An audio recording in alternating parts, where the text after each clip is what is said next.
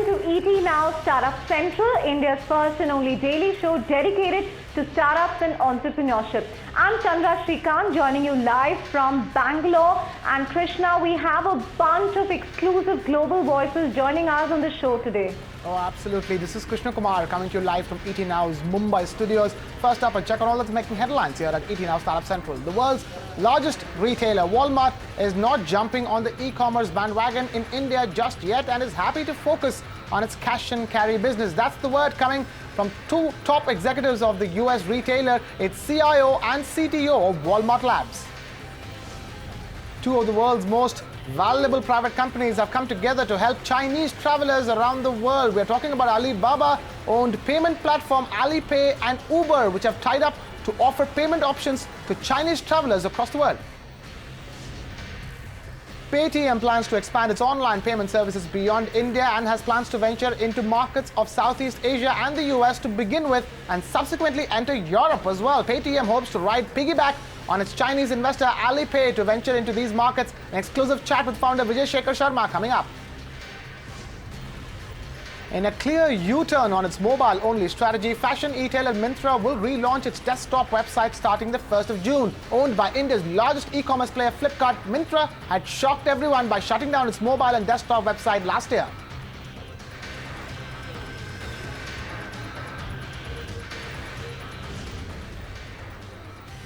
And we kick it off then with two top voices from the world's largest retailer, Walmart. I caught up with the CIO of Walmart, Karenann Terrell, as well as the CTO of WalmartLabs, Jeremy King. And Krishna, there were really three key news points that came out of that interview. The first being that Walmart is really happy to focus on the cash and carry business, on its wholesale business here in India. Even the recent revised norms as far as FDI and e-commerce is not going to make them change their minds anytime soon. But they have said never say never. But for now, they have confirmed to us that they are not tying up with any e-commerce site. The second one being that, Donald Trump can say what he wants on H-1B visa, but that's not going to affect Walmart in its investment decisions in India or outsourcing. And the third important point being that Walmart is working with a bunch of startups in India and will also look at acquiring some soon. Listen in to this interview. Walmart is really focused in India and in our own in-sourced operations and technology on a lot of the innovation around our supply chain, around service to the customer in the digital channel, as well as all of the physical digital capabilities between the store and online. And that is something that has always been very important to us to build and to innovate in. I think the partnerships that we have of Indian service providers here continues to be important in our operations. They too continue to evolve. Jeremy, a lot of attention around e-commerce in India, and I mean, just last week, Jeff Bezos and Amazon spoke about, what an exciting opportunity that is. How is Walmart going to really leverage that? I mean, when it comes to, FDI in offline retail, that really didn't work to your advantage. But what role are you going to really play in e-commerce, considering, this is one of the world's largest smartphone markets, and that's only going to grow? How are you going to leverage that going forward? Our strategy in India is really to invest in our cash and carry business that we've had. We have a small internet provider capability there. To right, you help, have a B2B portal. That's right, the B2B capabilities there. The center that we built here is really to build global capabilities for all of our properties around the world. We have 11 major websites around the world, not to mention the hundreds of store systems that we develop for that. So the center here is really focused on all those pieces of the innovation chain, not just the local market. Any reason why you've decided to really stay away from, the B2C marketplace and only focus on B2B? So I think we we follow the country in their FDI and the way that they think about foreign investment. Technology is obviously going very fast in China, very fast in the developed markets of the UK and the US. We're seeing the same thing here in India, and we constantly watch that market. Now to the norms understand. have been revised recently. Yeah, and so we look at what's happening at the country and what's happening with the consumers so that we can serve customers wherever we need to.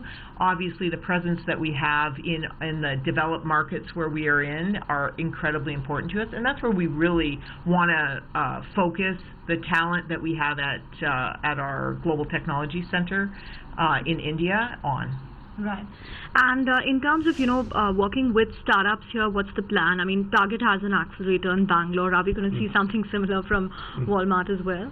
Well, WalmartLabs has been here for about 4 years, and while WalmartLabs in the U.S., we've acquired 15 companies over the last 4 years. We have just now been working with some startups. I was at a startup conference in October where we saw a bunch of great innovative companies that have been working on all kinds of solutions, whether it's back-end platform-related capabilities, data science platforms, or retail capabilities. And we're doing some experiments with a few that we're pretty interested in, but nothing that we have decided to do yet. And but, yeah. will it be a similar strategy where you acquire these startups and then they work for... Yeah, it could be. We've done a little bit of everything in the U.S. where we've been very interested in a very particular piece of technology and have wanted to acquire that, or we've also been excited about a particular team, and in both cases we've had some great success in the U.S. and hope we can find some success here in Bangalore. Right. One issue that everybody, of course, is watching very closely are, the U.S. elections and what impact that's going to have on companies here. I mean, we've heard so many different versions. One day they like H-1B visas, one day they don't. So, I mean, as a global company that's, working with companies here, how do you see the coming year really impacting outsourcing or investment decisions, offshore investment decisions, technology?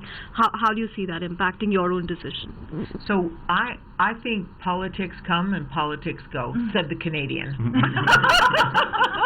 But I will tell you, we invest a huge amount in collaborative technology in order for us to work as an integrated global team, whether we're working Bentonville and California, whether we are working California and Bangalore, and using the talent wherever it is, giving them the autonomy and authority to actually develop products.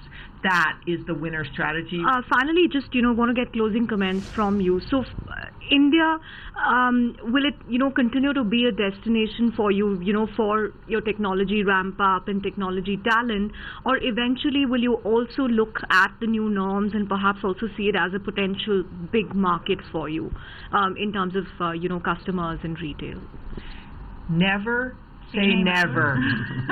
I would tell you, at every single turn, India has exceeded our expectations.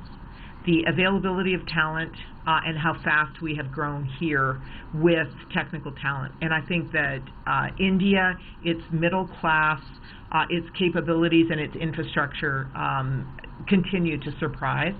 And I think that we just constantly, as Walmart, keep our eye on that. Walmart very clear when it comes to their India strategy. Moving on, Chandra, two of the world's most valuable private companies have come together to help Chinese travelers around the world. We're talking about Alibaba-owned payment platform Alipay and Uber, which have tied up to offer payment options to Chinese travelers across the world. Alipay sees ample scope in the online payment market here in India and sees Paytm leveraging on that opportunity. Eric Jing, president of Ant Financial, the operator of Alipay, spoke exclusively to ET Now's Krishana Mukherjee on the partnership and the Indian market. Listen to that conversation. We are very pleased to announce our global partnership with Uber today. That for the China travelers, when they travel abroad, they can either just using Uber apps or using Alipay app to easily book book rides and make a payment for the rides very easily with no hassle. where this is a global collaboration. We want to bring more user-friendly experience to Alipay China users when they travel abroad.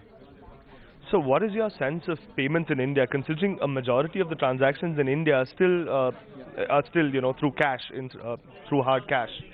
Yeah, actually, it's the same thing in China back into several years ago. But we are seeing that by using technology, we can really drive more people to being digital and to very easy need to use a mobile wallet to make a payment for either online shopping or for offline payments as well. So really bring a lot of a huge value to both merchants and both consumers.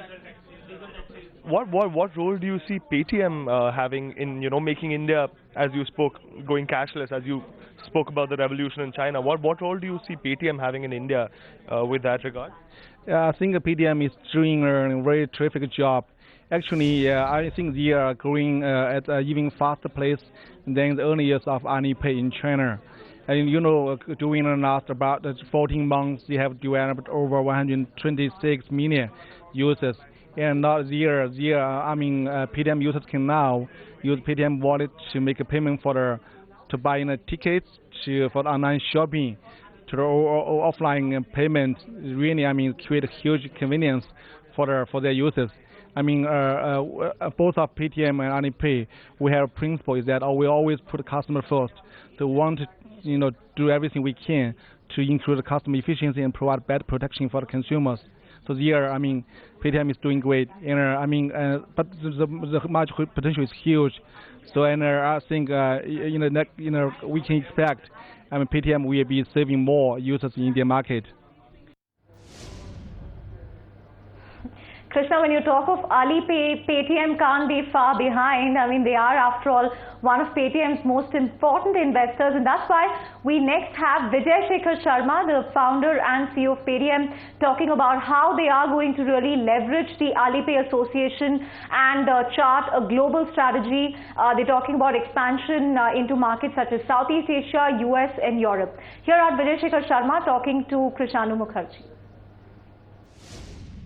Alipay ecosystem consumers, when they are using Uber, they can pay in their local currencies without even changing to a local or global payment system. In other words, when you as a user from India go to, let's say, New York, and you need to today change to a global payment option like a card that you have to add. But in future, you will not need to do that. Local merchant, in other words, taxi, will charge you $1, but Alipay ecosystem will convert $1 into rupee and will debit rupee to you.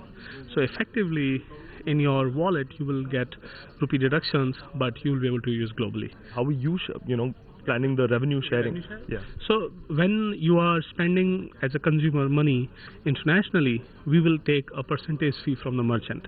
That percent fee most of the time will be done by Alipay, because Alipay is a network. So when you are in US, Macy's or Bloomingdale, they accept Alipay, and Alipay acceptance stands for the Paytm logins will work. Now, when merchant is accepting payment, they give money to Alipay. Alipay in turn gives money to us. So does this in essence mean that Paytm is actually moving beyond the Indian borders? We will move eventually beyond the Indian borders. Today being wallet, the debits can only happen in Indian currency. Tomorrow being a bank account, debits can happen in global currency. And to build a global network, we are riding Alipay's capability. Right. So if you could, maybe give us a few geographies that you're looking at targeting initially. I think the biggest geographies are Southeast Asia, because this is where our friends, most of Indian travelers go, and then the next is primarily US, and then rest of the Europe will come sequentially later. So what we are talking is that when you're landing in Singapore, Hong Kong, Taiwan, Malaysia, Indonesia, all these places, you can use your Paytm account, places where Alipay is accepted. I'm going to pull you a little more on that one. Could you give us a timeline on when you could be going to these markets? Correct. So when we say that we are going in this market, if you effectively know, it is about Alipay signing up merchants there and our integration with Alipay. When I say our integration, meaning Paytm and Alipay integrating. Paytm Alipay integration should be complete by Diwali this year. We are targeting Diwali, that we could take, I mean, the deadlines are October actually.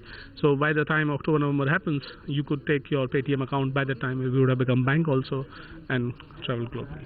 Now, you mentioned the payments bank system. We believe you've hired Wipro for the tech backend.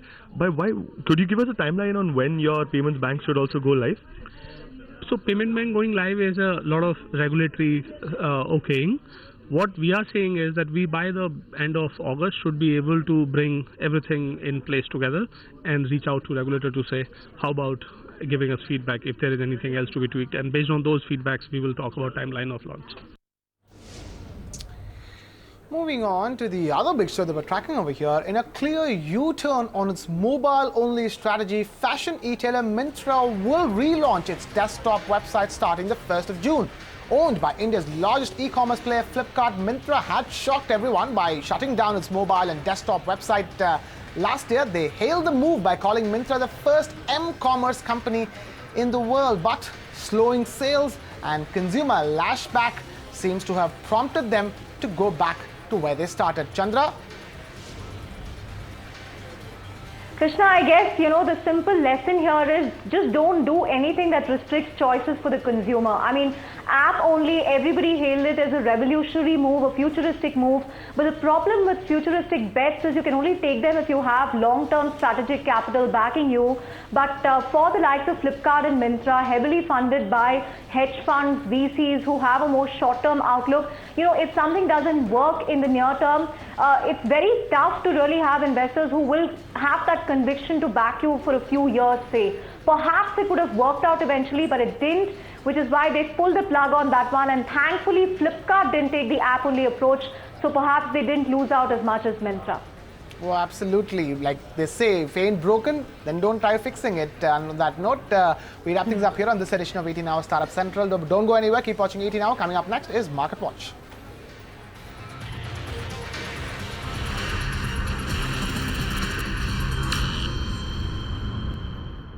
Find us on Facebook at facebook.com/ETNow and don't forget to click the like button. You can also follow us on Twitter at ETNowLive. To stay updated with all our programming, hit the subscribe button on our YouTube channel by logging on to youtube.com/user/ETNow.